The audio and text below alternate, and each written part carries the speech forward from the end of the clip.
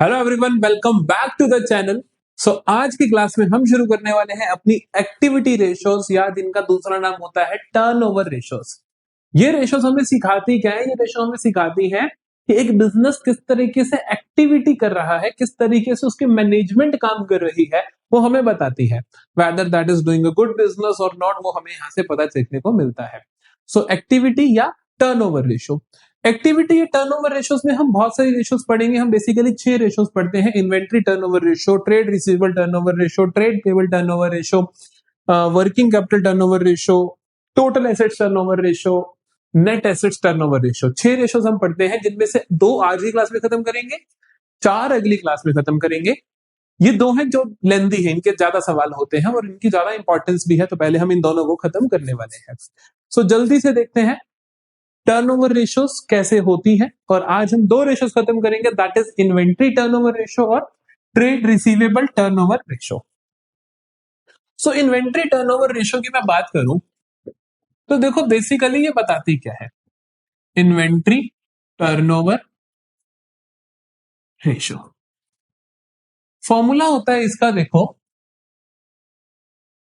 Cost of goods sold upon average inventory. अभी आपको मतलब समझाऊंगा कि बताती क्या है। पहले हम इसके फॉर्मूला को समझते हैं। COGS is cost of goods sold.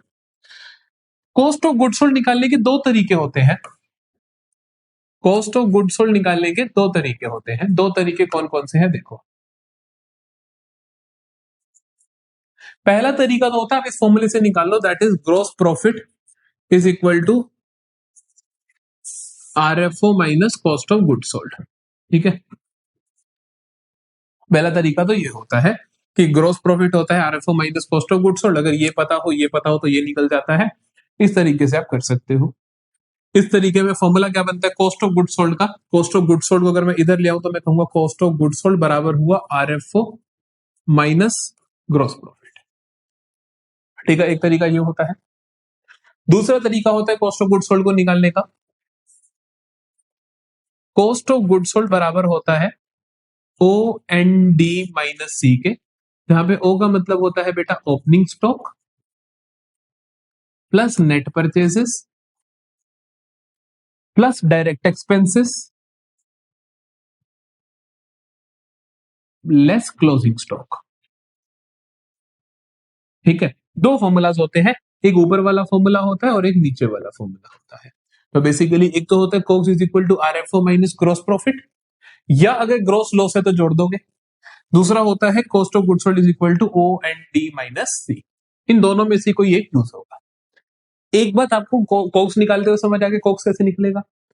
Average inventory अब देखते हैं कैसे निकलेगी। एवरेज इन्वेंट्री कैसे निकलेगी?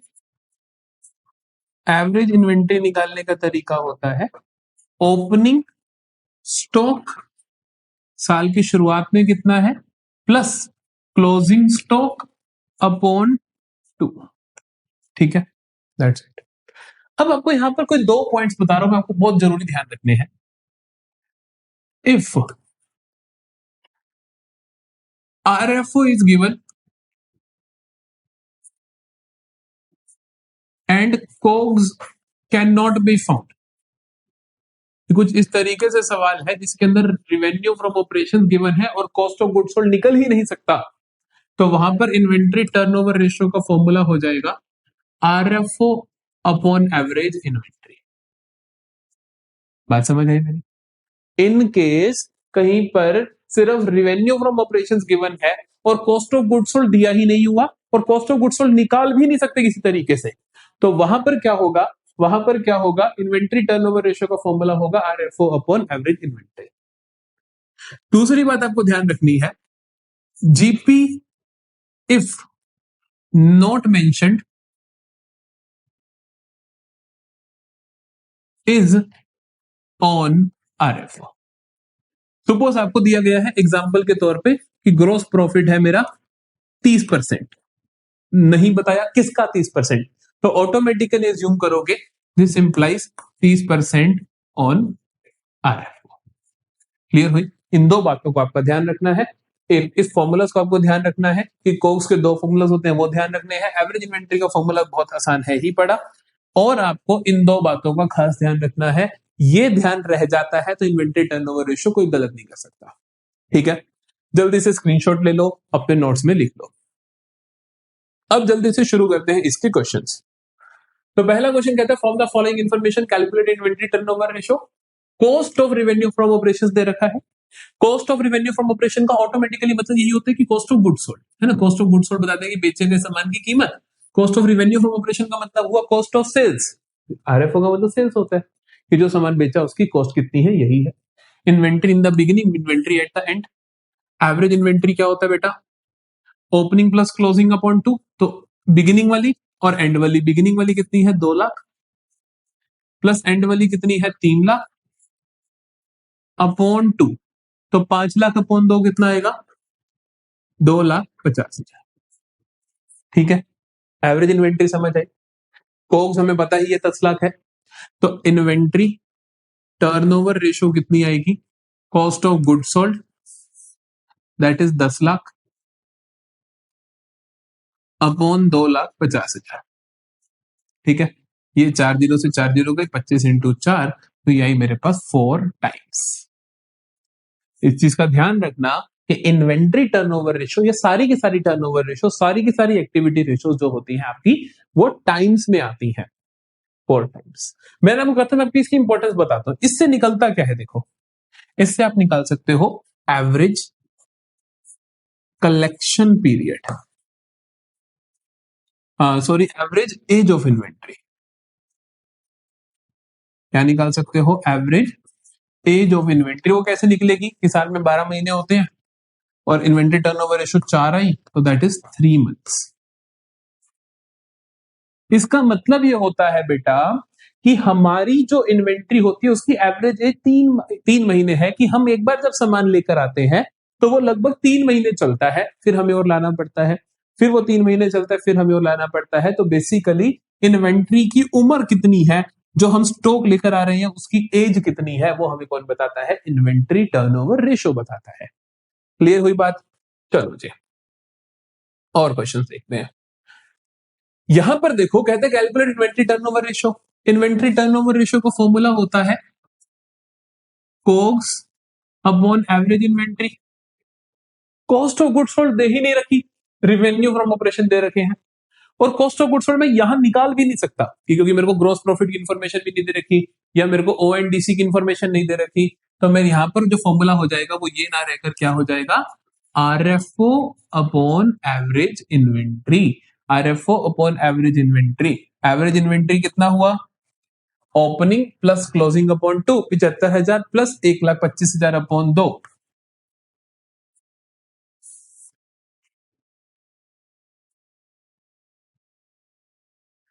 कितना आया 1 लाख।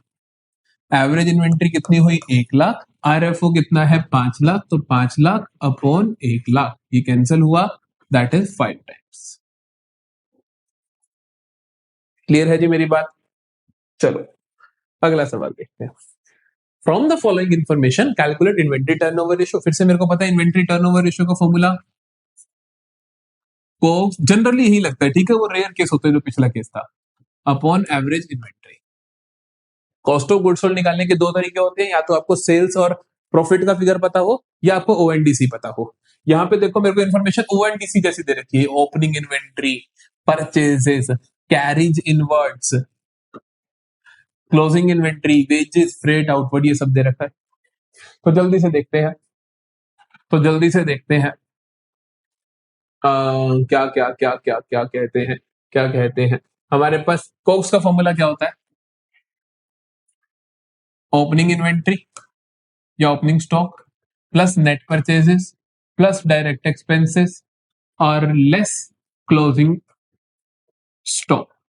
ठीक है, तो यहां पर मेरे पास ओपनिंग इन्वेंट्री कितनी है, ओपनिंग इन्वेंट्री है मेरे पास 30,000 प्लस नेट परचेजेस कितनी है, देखो परचेजेस दे रखे हैं, रिटर्न नहीं दे रखे, रिटर्न होते तो माइनस करता। परचेजेस कितनी है 69,000। डायरेक्ट एक्सपेंसेस कितने हैं, कैरिज इनवर्ड डायरेक्ट एक्सपेंस होता है 3,000 का, ध्यान रखना। फ्रेट आउट देखो ये आपका डायरेक्ट एक्सपेंस है पड़ा, ये भी वेजेस भी डायरेक्ट एक्सपेंस होता है, wages and salaries. Freight outward direct expense नहीं होता, इस बात का खास ध्यान रखना है आपको। क्यों नहीं होता सर? बेटा इसलिए नहीं होता क्योंकि फ्रेट इनवर्ड होता तो होता, ये इनवर्ड के खर्चे तो हमारे डायरेक्ट होते हैं, आउटवर्ड के नहीं होते। तो वेजेस तो होगा, वेजेस कितना है 4500 का, और क्लोजिंग स्टॉक कितना है, क्लोजिंग इन्वेंट्री कितनी है 9000 की। तो ये आया मेरे पास 69 प्लस 30 99, 99 में से ये 1500 चले जाएंगे इनके, हाँ तो 97,500।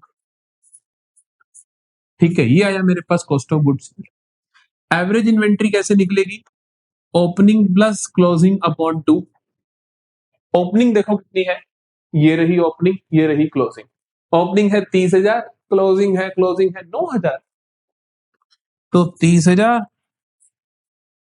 प्लस 9,000 अपॉन 2, तो 30,000 प्लस 9,000 अपॉन 2 मतलब 39,000 अपॉन 2, दैट इज 19,500। तो मेरे पास इन्वेंट्री टर्नओवर रेशो आ जाएगी 97,500 अपॉन 19,500। ये 5 पे कैंसल होगा, विच इज 5 टाइम्स। ठीक है बेटा, तो हमने वही बेसिक तरीका, अपना बेसिक लॉजिक लगाया, अपने बेसिक जो हमने अपने सीखे कि कॉस्ट ऑफ गुड्स सोल्ड निकालने के दो तरीके होते हैं, एक आरएफओ वाला, एक ये वाला, इस वाले से हो सॉर्टेड है। चलो अब कहते हैं opening inventory is 29,000, purchases 2,42,000, RFO are 3,20,000, gross profit 25% on sales. अब कॉस्ट ऑफ गुड्स सोल्ड निकालने के लिए आपको जीपी वाला फॉर्मूला लगाना पड़ेगा, ध्यान से सुनना। देखो मेरे को ओपनिंग इन्वेंट्री पता है और परचेजेस पता है, और कुछ नहीं पता, चलो देखेंगे, मजा आएगा, बड़ा नाइस क्वेश्चन है। इन्वेंट्री टर्नओवर रेशियो का फॉर्मूला होता है cost of goods sold upon average inventory. Cost of goods sold निकालने के लिए एक फॉर्मूला तो ओएनडीसी वाला होता है, लेकिन इसमें मेरे को नेट परचेसेस दिए हुए हैं, ओएनडी डायरेक्ट एक्सपेंसेस नहीं दिए हुए, क्लोजिंग स्टॉक नहीं दिए हुए, तो मैं आरएफओ और जीपी वाला निकालता हूं। क्योंकि क्योंकि क्योंकि क्योंकि उसने मेरे को सेल्स दे दी, रेवेन्यू फ्रॉम ऑपरेशन दे दिए, और जीपी भी दे दिया। ठीक है, तो कॉक्स का फॉर्मूला हमने सीखा था RFO minus gross profit. RFO कितना है बेटा 3,20,000 है ना। ग्रॉस प्रॉफिट कितना है 25% ऑन सेल्स, 25% ऑफ 3,20,000 ही हुआ, तो minus 25% of 3,20,000, 25 into 4 into 8 80,000। 3,20,000 minus 80,000 कितना हुआ 2,40,000। तो कॉस्ट ऑफ गुड्स सोल्ड कितना हुआ 2,40,000। अच्छा कोक्स से समझ आ गया, लेकिन क्लोजिंग इन्वेंट्री तो नहीं पता, क्योंकि इन्वेंट्री टर्नओवर रेशियो के लिए कॉस्ट ऑफ गुड्स सोल्ड तुमने निकाल दिया। एवरेज इन्वेंट्री के लिए ओपनिंग इन्वेंट्री भी चाहिए, क्लोजिंग इन्वेंट्री भी चाहिए। ओपनिंग है बड़ी सर, क्लोजिंग तो नहीं है, कैसे निकलेगी? कॉग्स के दूसरे फॉर्मूले से निकलेगी, ये इसीलिए नाइस क्वेश्चन है। कॉग्स का दूसरा फॉर्मूला बताओ, कॉग्स का दूसरा फॉर्मूला क्या होता है? Opening inventory plus net purchase plus direct expense minus closing inventory, है ना। तो अब देखो कॉस्ट ऑफ गुड्स सोल्ड तुम्हें पता है 2,40,000, ओपनिंग इन्वेंट्री तुम्हें पता है 29,000, परचेजेस तुम्हें पता है 2,42,000, यही है ना। कहा है ये 242। डायरेक्ट एक्सपेंसेस जीरो हो सकते हैं, माइनस क्लोजिंग, क्लोजिंग इन्वेंट्री को इधर ले आओ, is equal to 242 plus 29 minus 240 बनेगा, 240 में से क्या 2,031, क्लोजिंग इन्वेंट्री क्या गया। समझ आई कहानी कि हमने पहले क्या करा, ग्रोस प्रॉफिट वाले फॉर्मूला से कॉस्ट ऑफ गुड्स सोल्ड निकाला, फिर कॉस्ट ऑफ गुड्स सोल्ड के ओपनिंग इन्वेंट्री ओएनडीसी वाले फॉर्मूला से हमने क्लोजिंग स्टॉक निकाला। ये बढ़िया था इस क्वेश्चन में। तो मेरे पास क्लोजिंग स्टॉक भी है, कॉक्स भी है ना। कॉक्स है, ओपनिंग स्टॉक है, क्लोजिंग स्टॉक है, तो एवरेज इन्वेंट्री बताओ। एवरेज इन्वेंट्री होती है opening plus closing upon 2। Opening कितनी है? ओपनिंग है सर 29,000, 29,000 प्लस 31,000 है क्लोजिंग, अपॉन 2 कितना आया 30,000। क्लियर है? तो मेरे पास एवरेज इन्वेंट्री आ गया, मेरे पास कॉग्स आ गया, मैं अपनी इन्वेंट्री टर्नओवर रेशो निकाल सकता हूं, जो कि आएगी 2,40,000 अपॉन 30,000, 8 टाइम्स है ना, 8 गुना के। समझते हो इस बात को? बहुत ही सुपर क्वेश्चन था, बहुत ही बढ़िया क्वेश्चन था। चलो अगला देखते हैं। यहाँ पे मेरे को देखो क्या कहता है, ओपनिंग इन्वेंट्री दे रखी है, क्लोजिंग दे रखी है ना। ओपनिंग दे रखी है इसने मेरे को 29,000, क्लोजिंग दे रखी है इसने मेरे को 31,000, और इनकी हेल्प से मैं एवरेज इन्वेंट्री निकाल लूंगा, जो कि आ जाएगी 30,000। तुम निकाल के चेक भी कर सकते हो। ये काम हो गया कोग्स से।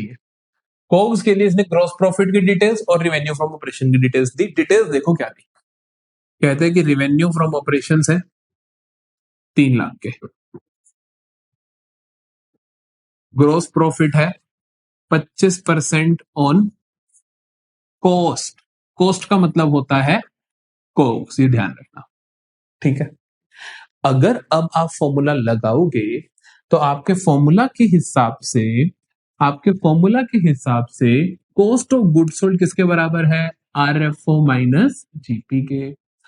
आरएफओ बेटा आपको पता है, जीपी इस टाइम आरएफओ का नहीं है, पिछले केस में जीपी आरएफओ का परसेंटेज था, इस बार किसका परसेंटेज है, कॉस्ट ऑफ गुड सोल्ड का परसेंटेज है, वो तुम्हें पता नहीं है। तो यहां पर आप क्या करोगे, जिस चीज का परसेंटेज हो और अगर वो ना पता हो तो उसको एक्स मान लो। तो आप कहोगे let cost of goods sold is equal to x. अब करें, cost of goods sold x है, आरएफओ कितना है आपका, आरएफओ क्वेश्चन ने दिया आपको 3 लाख का,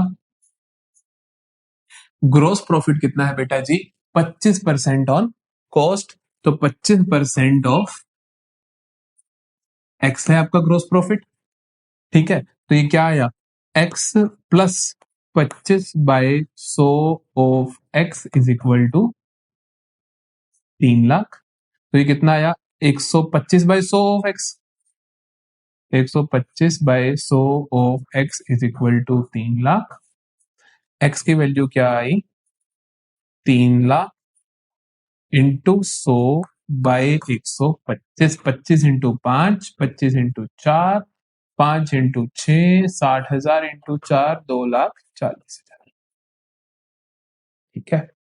तो ये आया मेरा कॉस्ट ऑफ गुड्स सोल्ड। तो ये क्वेश्चन आपको इसीलिए करवा रहा हूं, जनरली ऐसा क्वेश्चन ही सीबीएसई पूछता है कि जहां पर आपको सेल्स का फिगर दिया हुआ है और ग्रोस प्रॉफिट आपको कॉस्ट का बता रखा है, तो आपको जिस चीज का बता रखा हो अगर वो चीज ना दे रखी हो तो उसको एक्स मान लेना है, क्वेश्चन हो जाएगा। ठीक है जी, क्लियर हुआ।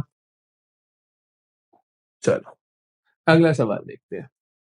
यहां पे कहता है आपको कैलकुलेट करनी है values of opening and closing inventory. चलो देख लेते हैं क्या बनता है।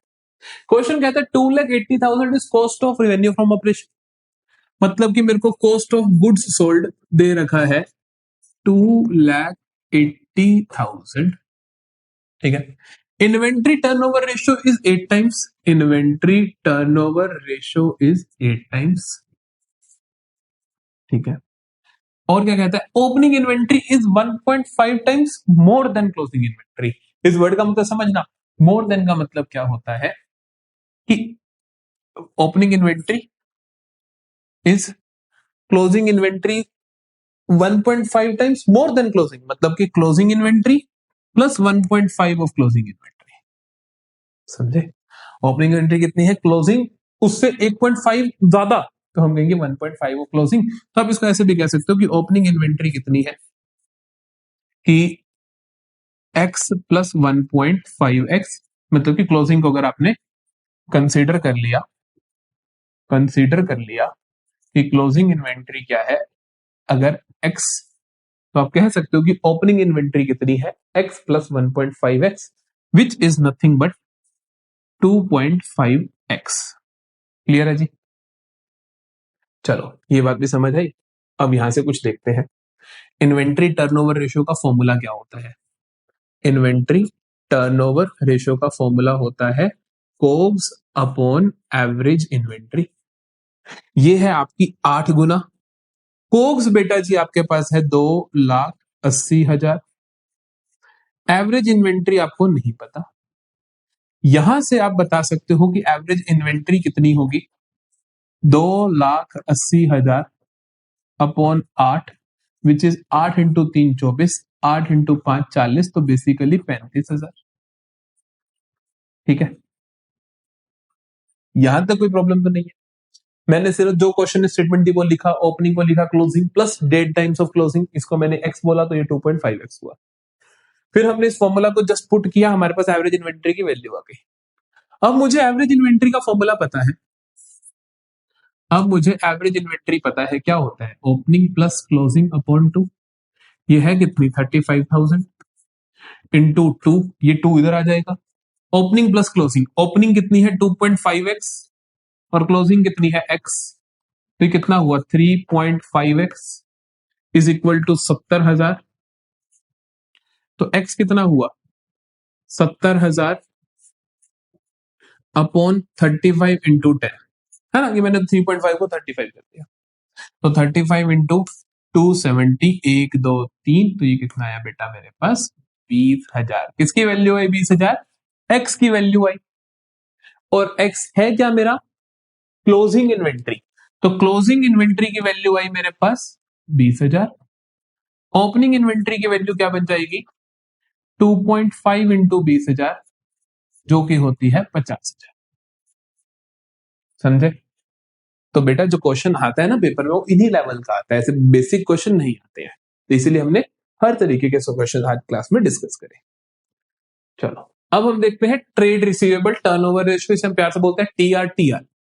टीआर का फॉर्मूला क्या होता है, टीआर का फॉर्मूला होता है trade receivable turnover ratio. Trade receivable का मतलब कि जो तुमने पैसा रिसीव करना है लोगों से, पैसा रिसीव करते कब हो, जब उनको उधार पे सामान बेचते हो, है ना, तो जब उधार पे सामान बेचते हो तो इसका फॉर्मूला क्या होता है, क्रेडिट आरएफओ, है ना, जब बेचा upon average trade receivables. RFO की इंफॉर्मेशन आप निकाल लोगे, जैसे मैंने पहले सिखाया कुछ, अभी जो हमने जीपी वाले फॉर्मूलास करे उससे, या इजीली निकल जाता है, कोई दिक्कत नहीं होती। एवरेज ट्रेड रिसीवेबल का मतलब क्या होता है, देखो उसमें भी कोई बड़ी बात नहीं है कि एवरेज ट्रेड रिसीवेबल का मतलब होता है ओपनिंग ट्रेड रिसीवेबल साल की शुरुआत में plus closing trade receivable upon 2। एक और चीज ध्यान रखिए, ट्रेड रिसीवेबल में आता क्या क्या है, इसके अंदर आते हैं डेटर्स भी और प्लस बिल्स रिसीवेबल्स भी, तो ये दोनों चीजें आती हैं, ये भी आपको पता होना चाहिए। ठीक है, चलो एक क्वेश्चन करें, इसका यूजेज भी समझ आएगा आपको। कहता है calculate trade receivable turnover ratio and average collection period. ठीक है, अभी आपको क्वेश्चन समझ आएगा। कहता है क्रेडिट आरएफओ दे रखा है आपको 6 लाख, सीधा आंसर 6 लाख ही दे रखा है credit RFO, and debtors and bill receivable at the end of the year were this. Average trade receivable का फॉर्मूला होता है ओपनिंग प्लस क्लोजिंग अपॉन 2, लेकिन अगर इनमें सिर्फ एक ही दे रखो, जैसे सिर्फ क्लोजिंग ही दे रखा है, तो फिर आप सीधा वही लिख देते हो टोटल उसका, क्योंकि एक ही दे रखा, दोनों दे नहीं रखे तो एवरेज बनेगी नहीं। एवरेज कब बनेगी, जब ओपनिंग भी हो क्लोजिंग भी हो, उनको जोड़ के अपॉन 2 कर दोगे तो एवरेज बनेगी। लेकिन यहाँ पर हमें एक ही चीज दे रखी है तो एवरेज बन नहीं पाएगी, इसीलिए हम उसको पूरे को लिख देंगे। तो क्रेडिट आरएफओ है मेरे पास बेटा जी 6 लाख का, अपॉन यहाँ पर वैसे तो एवरेज निकालना था लेकिन एक ही टाइम का दे रखा है, तो इनको टोटल कर दो बस, 60,000 प्लस 40,000 1 लाख, क्योंकि डेटर्स और बीआर है ना, बस ये कैंसिल हो गया, ये 6 टाइम्स आ गया। ये आ गई मेरे पास TR.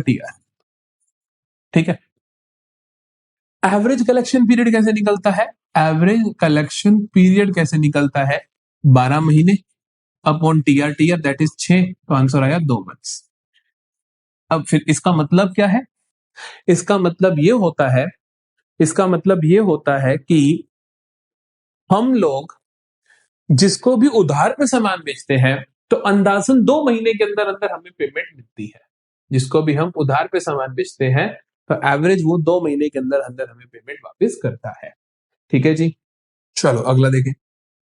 From the following information calculate trade receivable turnover ratio. Trade receivable turnover ratio निकालनी है, ट्रेड रिसीवेबल दे रखे हैं ओपनिंग के क्लोजिंग के। ठीक है, प्रोविजन फॉर डेट्स दे रखे हैं, इनको हम माइनस नहीं करते हैं। ठीक है, इसीलिए मैंने क्वेश्चन लिखा डू नॉट माइनस। हमें लगता है ना कि डेटर्स में से हम जनरली प्रोविजन को माइनस करते हैं, लेकिन यहाँ पे माइनस नहीं करेंगे। और फिर आपको देखो फॉर्मूला तो आपको पता ही है, टीआर टीआर का क्या होता है, फॉर्मूला क्या होता है टीआर टीआर का, credit RFO upon average trade receivables. अब मेरे को क्रेडिट आरएफओ चाहिए। क्रेडिट आरएफओ कैसे निकलेगा, यहाँ पे मेरे को टोटल दे रखा है और कैश दे रखा है ना, टोटल दे रखा है कैश दे रखा है, तो क्रेडिट कैसे निकालूंगा भाई। सोचने की बात है, सेल्स या तो कैश में करी होंगी या उधार पे करी होंगी। तो टोटल में से अगर मैं कैश माइनस कर दूं तो क्या आ जाएगा, क्रेडिट आरएफओ। तो टोटल कितनी है मेरे पास, 2 lakh, minus cash RFO minus कर दो, दैट इज 87,500। तो आ जाएंगी क्रेडिट आरएफओ, जो कि आएगा 1,12,500, जो कि आ जाएगा 1,12,500। पर अब हम देखते हैं एवरेज ट्रेड रिसीवेबल क्या आएंगे। तो एवरेज ट्रेड रिसीवेबल आएंगे मेरे पास opening plus closing upon 2, opening 20,000, closing 25,000, तो 20,000 प्लस 25,000 अपॉन 2, जो कि बन जाएगा 22,500। तो मेरे पास टीआर टीआर क्या आ जाएगा, 1,12,500 अपॉन 22,500, 0,0,0,0 उड़ गया। तो ये 5 पे कैंसिल हो रहा है आई थिंक, है ना। बाकी चेक कर लेना आप, मेरे हिसाब से तो 5 पे ही होना चाहिए, है ना, कि 5 पे 25, 2, हाँ हाँ 5 टाइम्स। ठीक है, तो 5 टाइम्स आ जाएगा हमारे पास टीआर टीआर। चलो लास्ट क्वेश्चन करते हैं, फिर ये रेशो भी अच्छे से कवर हो जाएगी। Calculate trade receivable turnover ratio from the following. ठीक है, क्या क्या दे रखा है देखो। कहते हैं कि क्लोजिंग डेटर्स, फिर से मेरे को पहले देख लो मेरे को चाहिए क्या, टीआर। टीआर का फॉर्मूला होता है credit RFO upon average trade receivables. ठीक है बेटा, अब हम पहले देखते हैं कि हम क्वेश्चन में क्या है। कहते हैं net credit sales being 25% of net cash sales, और नेट सेल्स आपको दे रखी है। अरे भाई सोचना पड़ेगा। देखो नेट सेल्स जो होंगी क्वेश्चन में, नेट सेल्स जो होंगी मतलब टोटल सेल्स जो है वो क्या होगा, cash sales plus credit sales, है ना, कि जो तुमने कैश में बेचा, जो तुमने उधार में बेचा। अब कहते हैं क्रेडिट सेल कितनी है, 25% ऑफ नेट कैश सेल्स, जो कैश में बेचा उसका 25% है क्रेडिट। तो कैश में मान लो है एक्स, तो ये कितना हुआ, 25/100 ऑफ एक्स। समझते हो मेरी बात को, यही मतलब होगा ना कि अगर कैश एक्स है तो ये क्या होगा, उसका 25% होगा। नेट सेल्स है कितनी, 1,50,000, बस एक्स की वैल्यू निकालते हैं आराम से, 25 × 1, 25 × 4, तो ये आया x प्लस 1/4x, 4 एलसीएम, तो ये आया 4x, है ना, 4 एलसीएम, तो 4 × x 4x प्लस x, तो ये बना basically 5x upon 4 is equal to 1,50,000। x की वैल्यू आएगी बेटा 1,50,000 इंटू 4/5, रेसिप्रोकल आ गया, तो 5 रीजा, तो 30,000 इंटू 4 आ जाएगा 1,20,000 इज इक्वल टू x। तो x आया मेरे पास 1,20,000 कैश सेल्स। क्रेडिट सेल्स कितनी होंगी, क्रेडिट सेल्स कितनी है बेटा जल्दी बताइए, 25% सर, 25% ऑफ 1,20,000, 0,0,0,0, या इसको ऐसे कर लेते 25 × 4, तो 30,000 आ जाएंगी, है ना, 30,000 आ जाएंगी, आप करके देख लेना चाहे, 25 × 4, 4 × 3, तो 30,000। तो ये आया मेरे पास credit sales. Average trade receivable कैसे निकलेंगे, opening plus closing upon 2, opening plus closing upon 2, closing है 40,000, ओपनिंग कितने हैं, excess of closing over opening is 20,000। ध्यान सुनो, कहते हैं excess of closing debtors, closing debtors कितने फालतू हैं, ओपनिंग डेटर से 20,000, मतलब ओपनिंग जितने हैं उससे 20,000 ऐड कर दो तो क्लोजिंग है, तो मतलब ओपनिंग कितने होंगे, इसका मतलब ओपनिंग 20,000 होंगे, है ना। क्या कहते हैं कि क्लोजिंग डेटर्स ओपनिंग से 20,000 फालतू है, अगर क्लोजिंग है 40 तो ओपनिंग कितने होंगे, उससे 20 कम होंगे, अपॉन 2, तो कितना आया मेरे पास 30,000। ठीक है, तो एवरेज इन्वेंट्री आ गया मेरे पास 30,000, पता ही नहीं कहां तक कोई आ गया था। हाँ, तो एवरेज इन्वेंट्री आ गया 30,000, क्रेडिट सेल्स आ गई 30,000, तो टीआर टीआर कितना आ जाएगा 30,000 अपॉन 30,000 वन टाइम। काफी खराब रेशियो है। इसका मतलब पता है क्या है कि तुमने साल भर में 30,000 के उधार पे सामान बेचा और 30,000 के तुम्हारे डेटर है, मतलब अब तक पैसे आए ही नहीं है। सो काफी खराब रेशियो है ये। ठीक है, ठीक है, तो यहां पर हम आते हैं एंड ऑफ द लेक्चर पे। अब मिलेंगे हम अगली क्लास में जहां पे हम बाकी चारों रेशियोज कर देंगे, उनके ज्यादा सवाल करने की जरूरत नहीं होती। ज्यादातर जो क्वेश्चन आता है वो आपका इसमें से आता है, इन्वेंटरी टर्नओवर रेशियो में से। सो अगली क्लास में वो चारों भी खत्म कर देंगे, फिर हमारे को सिर्फ सिर्फ प्रॉफिटेबिलिटी रेशियो रह जाएंगी, फिर उसकी क्लास, और फिर हमारा अकाउंटिंग रेशियो अच्छे से कवर हो जाएगा। आप लोगों ने क्या करना है, कॉन्स्टेंट रहना है, कंसिस्टेंट रहना है, डेली पढ़ाई करनी है, सेल्फ स्टडी करनी है, बस। और आपको टेंशन नहीं लेनी, क्योंकि सारे के सारे जितने भी चैप्टर्स हैं उनके इन डेप्थ लेक्चर्स हम इस चैनल पे डाल रहे हैं, वेदर अकाउंटेंसी, इकोनॉमिक्स और बिजनेस स्टडीज। तो आपको बिल्कुल टेंशन नहीं लेनी कि पढ़ना कहां से है, लेकिन पढ़ना आपको है, इस चीज की टेंशन लेनी कि आप पढ़ रहे हो। ठीक है, तो मिलते हैं नेक्स्ट लेक्चर में।